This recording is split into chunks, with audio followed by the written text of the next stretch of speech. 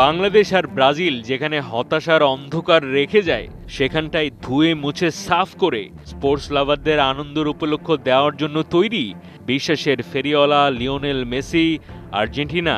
অবশ্য আমেরিকার মেটলাইফ স্টেডিয়ামে এমন এক প্রতিপক্ষ যাদের সাথে সেই দুঃসহ স্মৃতি। 2016 কোপা আমেরিকার ফাইনালে একই ভেন্যুতে টাই ব্রেকারে লিওর হয়েছিল স্বপ্নভঙ্গ। হেরে যাওয়া বলতে কিছু নেই, সবই শেখার অংশ। সেই হারের দগদগে স্মৃতিটাই হয়তো তৈরি করেছে স্বপ্ন ছোঁয়ার হাইওয়ে। আজকের আর্জেন্টিনা বিশ্ব চ্যাম্পিয়ন। সংবাদ সম্মেলনে দলটার কোচ স্কালোনিও বলেছেন একই কথা, এরই মধ্যে সবই বদলে গেছে, আমরা এখন বিশ্ব সেরা। যতটুকু জানা গেছে, আর্জেন্টিনা আর চিলি দুই টিমের খেলার কথা একই ফরমেশনে 4-4-2। বড় ম্যাচের আগে মোমেন্টাম লিওনেল মেসিদের পক্ষে। শেষ 14 ম্যাচের আগে ওরা হেরেছে একবারই। এই দ্বৈরথে পূর্ণ 3 পয়েন্ট পেলেই পরের রাউন্ডে পৌঁছে যাবে লিওনেল মেসিরা।